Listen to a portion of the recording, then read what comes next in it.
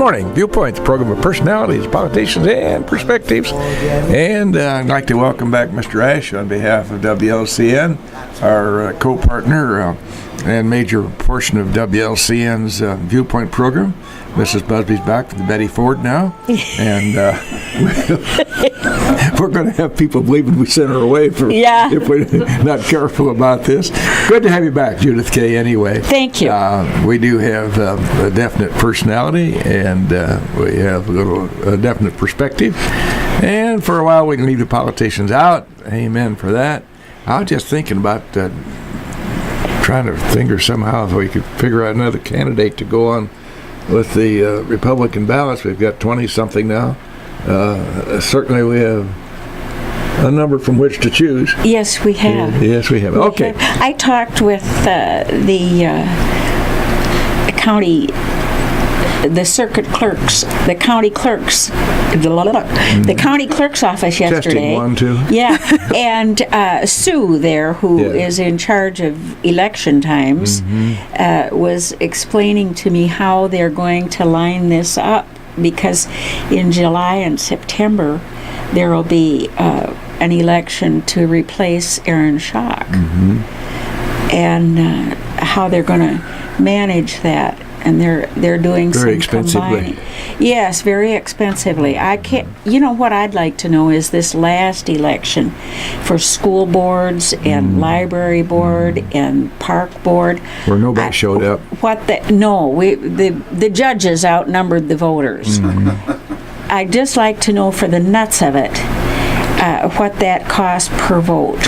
Better because they know. They figure that out. They know exactly. Yeah. Oh, kudo time, Mrs. Busby. And if I may be permitted a personal kudo, the lady who lives next door to you there at 214 Peoria, this is her natal day. She will be something in the close to 90. Between us, we have 180 years, and I'm 91, so you can do the math. No, about that? I didn't mention her age, did I? No. No, you were good. Would she be torqued with you if you did? No, not really. No, that's never been a factor. A lot of I don't know why it is, but I've always understood that ladies get a little touchy about their age. I've never seen that. Never see it with you. And Lord knows. Well, it'd be what it'd be. Lord knows she's old enough to get touchy about her age. Oh, it's true. It's true. All right. Serious kudo. For the last 2 months out there on 5th Street in the Central Economic Development Partnership out there, they have been conducting classes out there for folks who, for want of a better word, are unskilled or seeking more skills, perhaps, in how to go about applying for a job. And there are 3 folks who've participated in that, and they're going to have a little, quote, graduation ceremony this Thursday at 4 o'clock at Trinity Episcopal Church, marking, if you will, a sense of accomplishment on their part for completing this course. The object, Jobs for Life. How else better to explain it? Trying to help people who perhaps have not been exposed to the opportunity to get more skills when they're seeking jobs, to go about the job of seeking employment. So the folks who have been conducting that, and I would say did a great job, and the folks that sponsors out there. This is under the auspices of some faith-based organization. I'm embarrassed to tell you, I can't tell you, but there's not a big emphasis on that, but we do have to talk about faith and so forth. So it's a good thing, and so congratulations to these 3 folks, and that would have been my kudo for this morning. And that's very good. So moving right along, I would like to introduce our guest for today, Carissa Akpore. Is that pretty good? You did great. Oh, yes. good. Yes. She comes to us. She doesn't look Asian to me. No, not an Asian not name. so much. She comes to us through the Extension Service by way of Western Illinois University and the University of Minnesota, of all places. And she is the director of the Youth Development Program for the Extension Service in 3 counties. Thank you very much. So you're a traveling type girl to Logan, Sangamon, and Menard. Yeah, I have lots of time on the road hitting the pavement, but I absolutely adore what I do. I work in Lincoln. I also work in Springfield and then occasionally Petersburg as the extension educator working directly with youth. Now tell us in what way you work with the youth and what ages that you affect. Well, the neat thing I think about 4-H, and I actually grew up in 4-H and was a member for 10 years and have now worked 10 years as in some capacity with that program, and it's open to both boys and girls, ages 8 to 18, and we even have what we call little clover buds, so if you're 5, 6, and 7, you can be a part of 4-H in a different way as well. But we get to work closely with the clubs. We've got community clubs in almost every community in those 3 counties, and so you can be a part of a community club. So I work directly with them, work directly with spin clubs. So 4-H actually started a long time ago, 100 plus years ago, with having specialty clubs with just corn and clothing. And so we've kind of gone full circle, and now we're offering something called special interest clubs. Well, tell us what special interest clubs would be. Yeah, great question. So we find volunteers are people that are experts or interested in a specific topic, and they focus on that topic for meeting for 6 sessions, and then they're done. So it's kind of a shorter term project club. For example, we've got a dog club going right now. So if you're excited about learning about how do you care for your dog, what are some different dog breeds, that would be a great opportunity. We were talking on the way up about young people getting dogs and not having any idea. It's going to be such fun to have this little puppy. I can pat it on the head as it walks by. Well, there's a little more to it than that. Yes, there is. So this is a really good idea. Yeah, it's a great idea for the kids to get. And what the neat thing about 4-H, at least I think it is that it's all hands-on. So you learn, but also you get to practice with your dog. Or we've got a photography spin club.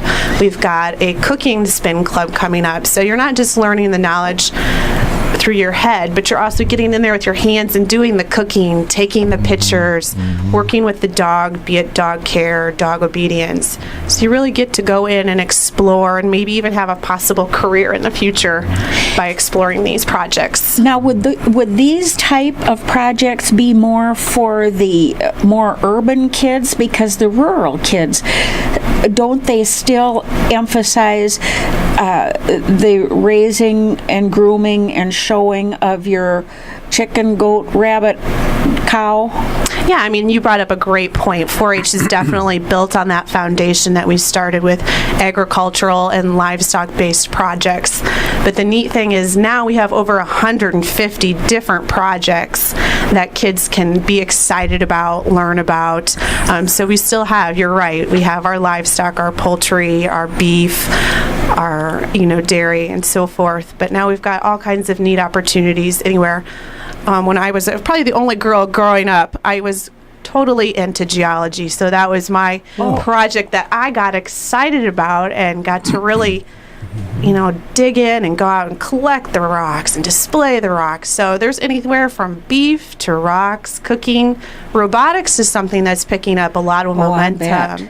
We just had a state competition last week, and one of our teams in Sangamon picked up the rookie or best rookie robotics team, so we're very proud of them. So what did they do to earn this? Did they have to design and build a robot of some sort? Yeah, so they used their Lego Mindstorm kit. They had to build the robot, they had to program the robot, and then they had to, through programming, telling it how to move, what lights go on. Yeah, it really super in depth, but really neat. The boys and girls really latch on to that project. Well, that had to be more than a 6-week program. We've got clubs that have been meeting, I would say probably since January. Every other week they meet. So, yeah, that does take a little more preparatory work to get that one going. I should think. We're talking in general 4-H. Yeah. And a lot of people think still today, it's kind of surprising, but there are some folks who think that's strictly farm related. And while the emphasis, the genesis of the program came from the rural part, the farmland, it's very important for a lot of youngsters who are, quote, city folks. I thoroughly agree. Yeah. And the neat thing, it's kind of evolved now. So we do have our rural kids, who I celebrate being one that I was one myself. But we do have programs that are both in the city. We have an extension educator for 4-H that focuses strictly on the Springfield urban area. So her work is reaching out to the youth in that community. Some of the work that I have the privilege of doing is going into the schools and providing bully prevention program, fiscal decision programming. So we're reaching small, medium, and large communities with 4-H youth development programs. What that bully prevention intrigues me, because that's such a thing anymore. I certainly don't remember it from my youth, but then I hardly remember my youth. It was so long ago now that I think of it. So maybe there was some. But at any rate, I've asked my kids, who would be more Jim's age. Kids? My kids, yeah. The baby's 51. Anyway, I've asked them if they remember that, and they said they don't. But now, it's, if not prevalent, at least known amongst all the kids. What in the world is the deal, and what do you do in your program to prevent this? Good question. I think what we've seen, or I've noticed as the change for myself, is when I ask the kids, so how many of you own a cell phone or have a social media account, or how many of you tweet, any of those kinds of pieces where cyberbullying could occur? I would say a good 90%. I was in New Berlin yesterday, and 90% of the 5th graders raised their hand that they have some kind of that piece, be it a cell phone, be it social media, some kind of piece. So I think the outlet of phones and Facebook and all those kinds of things has kind of led for it to become more of a, I don't know if it's an easier thing to do, but a more prevalent thing to do. Is it that there's an anonymity there? There is. We talk about it, could you say this to someone's face? If you couldn't say it to someone's face, then you probably shouldn't be texting or tweeting it or doing those kinds of pieces. Though, through this bullying prevention breaking the code program that I do, we talk about what can we put in our tool belt so that we have the tools to make healthy choices, be it we talk to a trusted adult, we stick up for the bystander. We try to work through those easy, practical steps for middle schoolers to take on. Judy, we had a bully when I was in high school, and his name was Mr. Hanlon. And he was the principal. Oh, dear. And you towed the line, or you found out what happened, and nobody ever thought anything about it. That was just the way it was. No. He ran a very, very, very tight ship, and it worked very, very well. Thank you. Schools used to be tight ships. Unfortunately, now we've gotten political correctness way away from that, and so it calls upon people to be personally responsible, because there isn't somebody who's standing in the hall and is going to tell you, hey, into the office, and where you're going to be spoken to. You can't hardly do those kinds of things anymore. So between that and the anonymity of the social media, I can see maybe why it abounds. Do the children that you meet, the 5th graders hither and yon, do they all seem familiar with the phenomena? Yes, they're very familiar with it. I start the program off, it's not what I think as an adult. What do you think as, a 5th, a 6th grader? What do you think that bullying is, and why does it happen? And they're very candid, very open and willing to share. And I guess what's neat is that they know that it's there, but by the end of the program, they're able to say, okay, yeah, I know what to do now to stop this. They want to do the right thing. And hopefully through the 4-H program, that gives them a little bit more sense of empowerment, that they do have the power to go out and make positive choices, healthy choices, and, become a friend to another person. And do you teach them then to stick up for the student that is being bullied?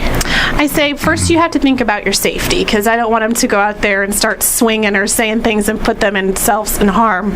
But yeah, they do start to kind of rally around that person and start to make friends. That's one of the number one things I say. Go be a friend. That's what someone needs that's in an unhealthy situation. Go be a friend. Yes, amen. Carissa, that's good. You're working in the office with Mr. Fulton. I am, yes. That's got to be a real treat, and I mean every day. And I mean that. And I mean that in every sense of the word, in a positive way. John is a unique individual. He's a cornucopia of knowledge when it comes to anything that has to do with growing, no matter what growing. You're the counterbalance. You're working with the youngsters who are growing. Yes. Yeah. So, at what age do you begin, the folks with whom you associate, begin to have an impact on? Where do they start? At what age, Carissa? I like to get them the sooner the better, before they're involved in 50 other things.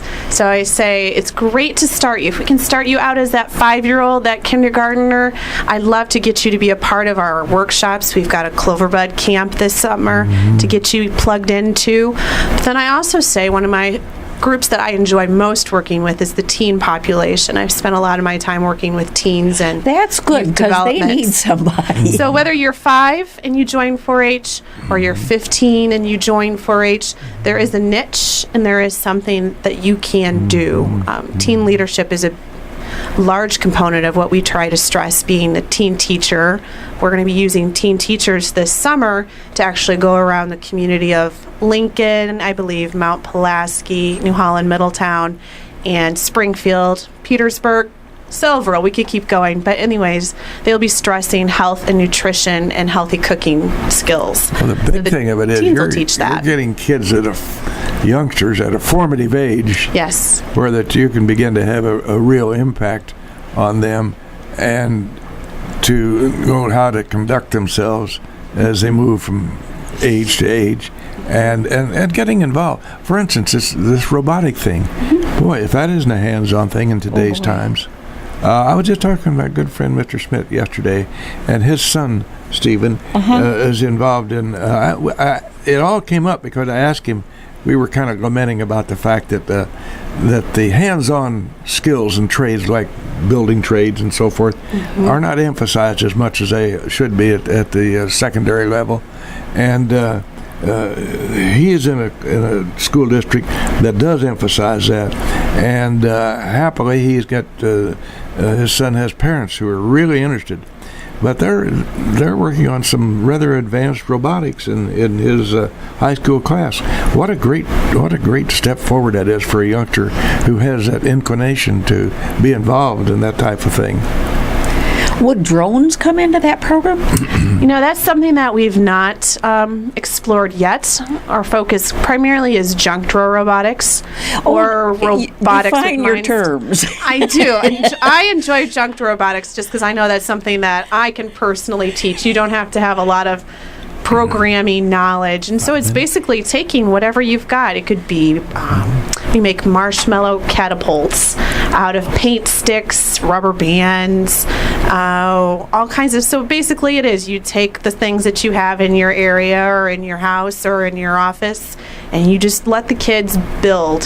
I think sometimes we get intimidated that we have to have instructions or be told how to do everything, but part of that exploration and the hands-on and the experiential learning is that you just let them explore, be creative, be responsible for your own project. So it's one of my faves.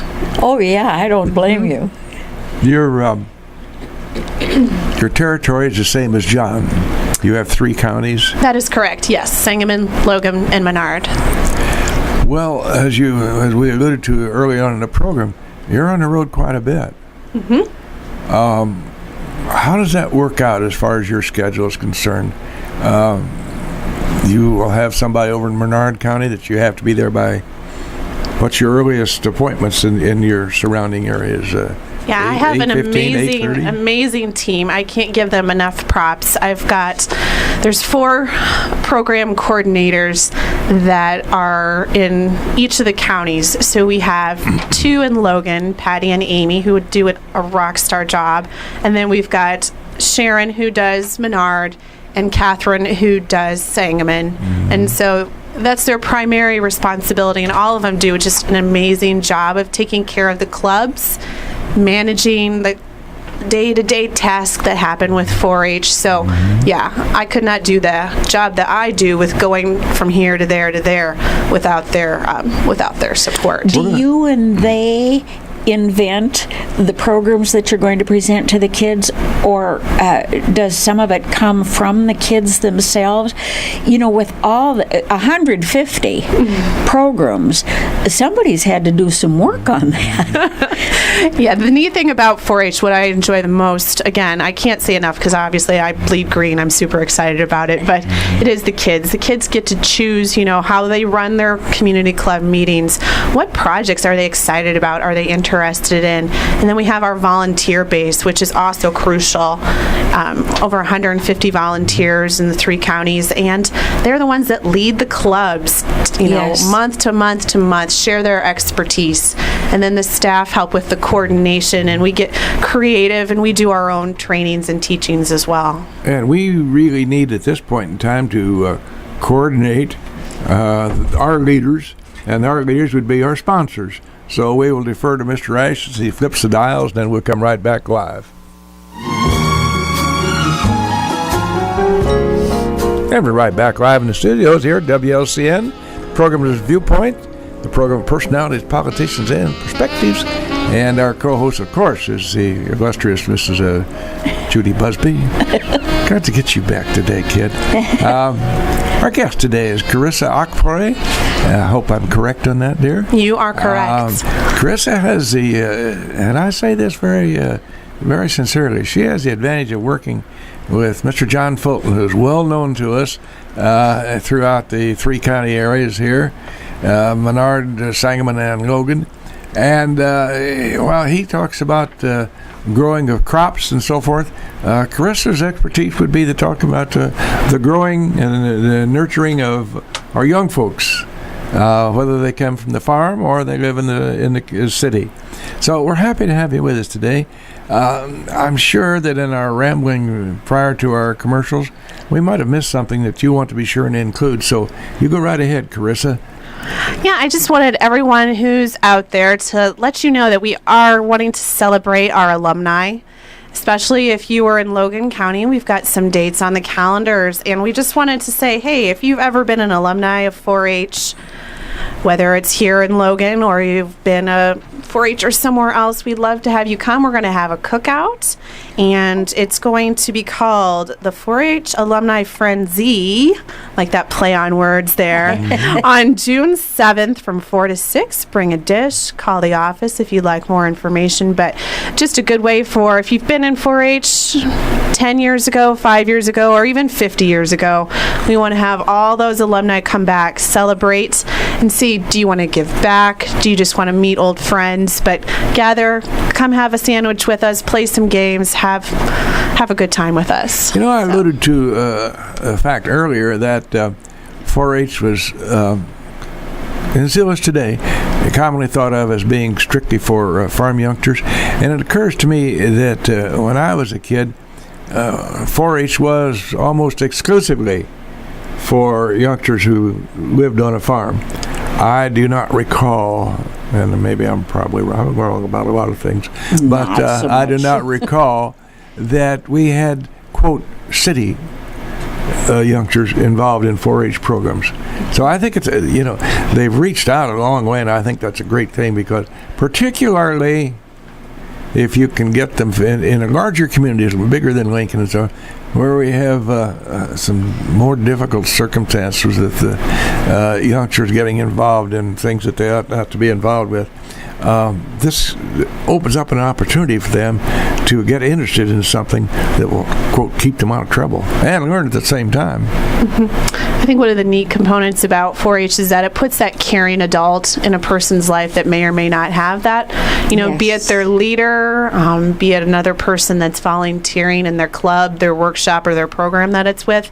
It's that person that wants to take that time to intentionally be there with the youth. So it's creating that really good relationship between an adult and a youth, and it creates that mutual understanding between the two of them. So I think that's a great attribute that 4-H can contribute, whether you're a child that's in need or you're a child that has plenty. So. You were mentioning, too, during the break about the fairs coming. You know, time marches on, doesn't it? It does. Here we are with May is getting gone, so we're going to have to start thinking about fairs here pretty soon. It is. We've already had in Logan County our public speaking contest, which is a great thing. If you've never been able to come over and see it or hear it, that's one thing that I feel that youth take away when they're, you know, it's not when they're 8, 9, and 10, but when they come back to you after they've graduated and they're like, you know, I'm really glad that you made me do that talk and demonstration, or come do some public presentation skills, because that communication, as we're doing right now, as you can see, is a definite skill builder that 4-H can provide to our youngsters. I had the honor of being one of the judges at your public speaking contest, and I was actually amazed. You know, these kids, some of these kids weren't very old, and by golly, they knew their material, they knew what they were doing, and they just got up there and made their presentation. And actually, this happened shortly after I heard some survey that they'd done, and the thing that was most frightening to most people was having to do any public speaking. And here were these kids. By George, they knew how to do it. Well, and thanks God for the 4-H for helping them. The big part of that is they have to know how to research their material so they can prepare their notes before they ever get up to speak. And this is a really big chunk of my interest in education, is that not everybody can be a star athlete. Not everybody can be a mediocre athlete. Even some of us are poor. Like me, I can't walk and chew gum at the same time. But those forensic skills, such as debate and speaking, whether it be humorous declamation or extemporaneous speaking, those are skills that are just absolutely necessary, particularly in today's times. So if a youngster has an opportunity to hone those skills, boy, what a great opportunity for them to take advantage of that. And so that's a part of your 4-H, or of your extension training, I should say, as opposed to strictly 4-H. Yeah, it's through all parts. I mean, to this day, I can still sit here and remember. I could probably even recite some of my, I probably don't want to hear, you know, how to make a yeast bed right now, but I remember my talks and demos. Those were terrifying experiences, but you're right. It gave me the skills to say, okay, I need to be responsible, which is what we're trying to help teach our youth to be.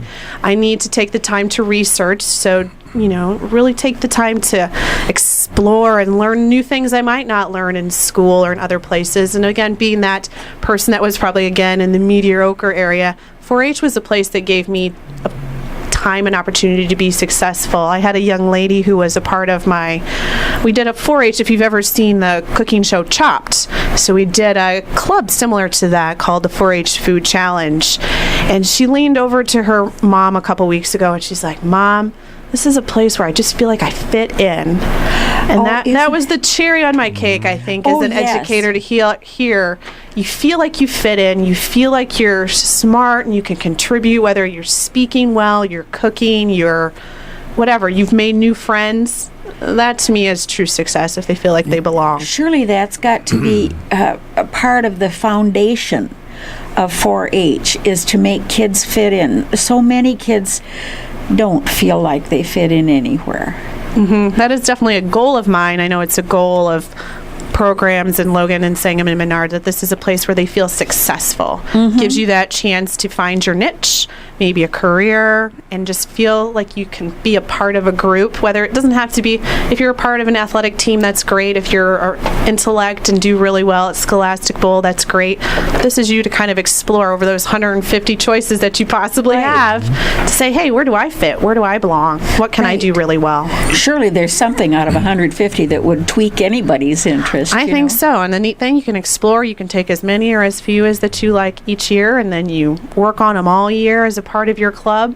And then you get to display them and show them for the public to come and see at the fairs. At the fair. And then some at the county fairs get to go on to the state fair. That is correct. In all the different areas. So after they come, they make their awesome projects, they display them. Then some are awarded, you get awarded your ribbons and you talk to your judge. And then again, there's your public speaking skills coming in. You have to interact with an adult and share, how'd you do this? What'd you learn? And what you going to do different next year? And then if you do really super well, then you get to go on to the state fair. And August 16th this year is the day that our Logan, Sangamon, Menard kids get to show off their talents at the state fair. So, I'm just sitting here thinking, Carissa, in the old days when people actually talked to one another, yes, and people didn't grow up with deformed hands from manipulating the small keys, they had a place called the library. Yes. And was then and today is a fountain of information. And I'd vouchsafe to say that there are very few youngsters that I could just pick them at random out of our high school and have them take me down to the library and use the Dewey Decimal System to research something. And that's unfortunate in a way, in a big way, really, because that's a skill. Of course, it's so easy now. Google is now the new Dewey Decimal, which is a wonderful thing because it's become an action verb instead of anything else, right? I'm going to go Google it. And you don't have to get on your bicycle and ride down to the library. But those of us who grew up at that time were advantaged to know to be taught how to do that, and look, research on your own. It's a little time well spent. So, do you, in your curricula with the youngsters, talk about, of course, why would you talk about going to the library when you have the library at your fingertips? So tell us a little bit about that, if you will, please. Yeah, I think a lot of their time, they do all get project manuals, if they so choose to, in their specific areas for the community club members at the beginning. So they can choose their project, say, for example, clothing. I'll just pick that one out of the random. They'll have the book that'll have different activities that they can start to work through, ask, and a lot of it is working also with adults. So a lot of the times you'll hear, I went over to Grandma's and she taught me how to hem something or sew a button on or make a dress or make pajama bottoms. And then it's also saying, okay, well, we've got some neat opportunities at the county level that you can continue to grow and learn from. So you can come and make pajama pants at a workshop. You can come learn how to knit. We had a knitting crocheting club this past winter. Did they like that? Oh, they did. And I think even one of my program coordinators really got excited and interested and started doing that at home herself. So is that right? Young so we adults can learn at any age, can't we? Learning never stops. Never stops, any age. That's for sure. That's exactly a point well made. Even at advanced ages, we should never ever give up on trying to learn something new. And if we do that, it inures to our own benefit. Right. I think you keep on learning, and then you have those successes, you have those failures. I know, again, speaking for myself, you go to the county fair sometimes and you show your project and you get a red ribbon or a white ribbon, and darn, that's a motivator next year to try even harder, learn more, express yourself in a different way. So it's okay to get those lower ribbons. It pushes you to want to be your best and to learn even more. Well, now, doesn't the judge and the leader of your particular 4-H club help you now then when you finished, for instance, making the pajama bottoms you were talking about? They'd say, well, I think if you try this, next time, or try that next time. So don't they kind of coach you so that the next time you get involved in something like that, you'll have learned from your first project? I know, especially with the pajama bottom workshop that they did, that or any of the sewing workshops, specifically in Logan County, they almost have like a sewing buddy, I guess you can call it that, where they have that, the adult coming alongside the youth. So it's more of that one-on-one. Even if there's 5 kids sewing, there's 5 adults right along the side. And it's always asking the question to the youth first. I think that's how we learn, like, what would you have done differently? Or how would you change this next time? They answer the question, and then the adults kind of, feed in and give a little bit more information instead of spoon feeding it all to the kids. Kids have to use their own imaginations, their own thoughts. So there again, you're having volunteers involved in these projects, yes, which is a great thing. By the way, speaking of learning, Mrs. Busby, after all this time, you and I have been up here at High on the Hill at 2250. We apparently haven't learned that we're supposed to use our phone number once in a while.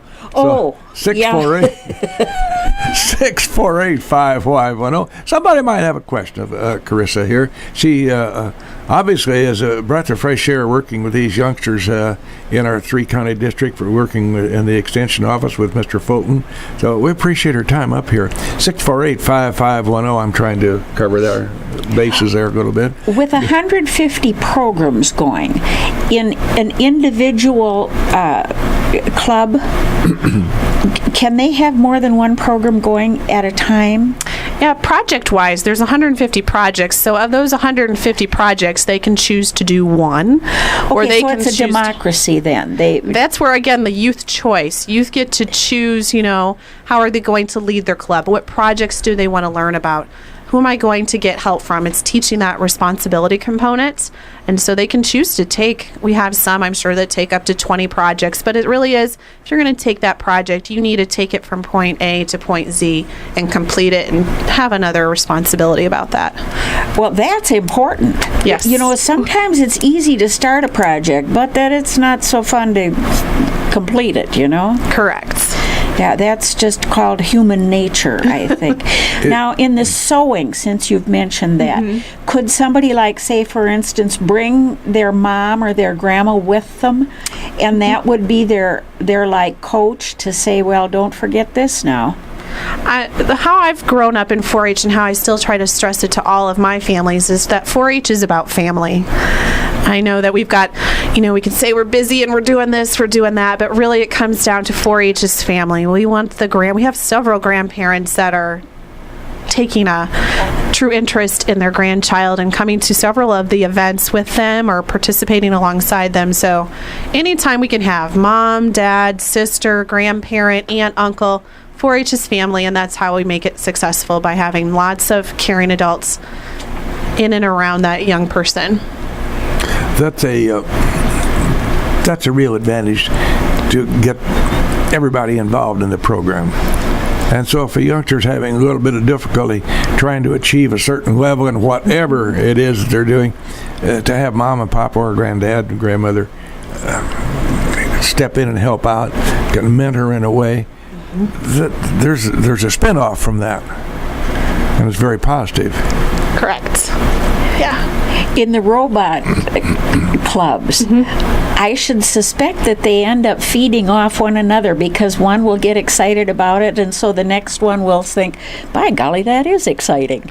They do. They are. They just, when you find someone that has a common interest in you, you can't help but just have that general excitement and want to invite others in. We talked a lot about in 4-H about how do we make this program grow? How do we get more people to know about it? And I'm very grateful for the both of you for allowing me to come on today. And we have also learned that the largest way for our program to grow is for those kids to have an amazing time and go out and talk to their friends. Right. We can have lots of flyers. We can have all kinds of amazing marketing, but it really is those kids saying, I went to this 4-H event, and we learned all about wildlife, and we tracked an animal, and we made duck calls, and we did all these really neat things. You should come with me next time. So it's them inviting their friends to come and have another great experience. That's how we grow. Right. Right, and that's so important. I bet you got some hellacious gardening projects, what with the Master Gardeners being a part of the Extension Service. Master Gardeners are a great resource. They've helped us do junior Master Gardening clubs. Right now we have several of our Master Gardeners and a Master Naturalist actually helping us do a bird sleuth program. So we're going in to some after-school programs in Lincoln and in Springfield. They're teaching them how to be kind of bird detectives. So they get to learn. Last week I was there, we were building nests like an eagle. That was a lot of fun. The kids That's a mess. Eagles are messy birds. Oh, they are messy and they're huge, but the kids were just in there digging and building with sticks and mud and all kinds of great things. And then another group was over with their binoculars looking at mourning doves and robins and learning how to identify and adopt their birds. So another great partnership with Master Gardeners, Master Naturalists, sharing their expertise and doing hands-on things in Lincoln and Springfield. You know, when I was up north last week, up in northern Minnesota, I saw an eagle come down out of the sky to the lake and catch a fish, and up he went. And you know, you can see it on National Geographic, but boy, it's a whole lot different when you see something in real life. It is, and the neat stories that come from the kids, because they each get to adopt a bird, and then they have to learn about it, you know, their wingspan, their habitat, the whole 9 yards. And you know that they're engaged and that they've captured what you're trying to teach them. And they come back the next week and say, you know, we were in the drive-through with Grandma, and I looked out the window and I saw my bird, or I saw the turkey vulture as we were driving up and down the roads to Mom's house. I'm like, you know, it's clicked when they're able to use it in their real-world experiences, which 4-H is. Take what you learn and apply it to the real world. And speaking of clicking, I'd say that this young lady is clicking with the young folks under her tutelage. We appreciate the work you're doing, Carissa. We also appreciate the fact you take some time out of a busy day and find us coming out here in the middle of the country, coming from Peoria. We'll have to tell John we get you a GPS. That would be fabulous. We appreciate the work you and John and the other folks at the Extension Office do. You have an impact, a great impact on our youth of our communities, and that's great. We just celebrated Mr. Lincoln's 150th, the funeral business. I guess that was a really big crowd down there, Judith. We probably should have taken some time to do that. Well done down there, according to the media, which brings me to Abe Lincoln's quote. And it kind of relates to the media in a way, in a direct way. And he says, I got to find out here just a minute. Well, yes, the bifocals are touching in now. A person, it says, I claim not to have controlled events, but confess plainly that events have controlled me. Mr. Lincoln said that a long time ago. How does that relate to today's media? Thank you very much for Viewpoint. Thank you, Carissa, very much. Thank you both.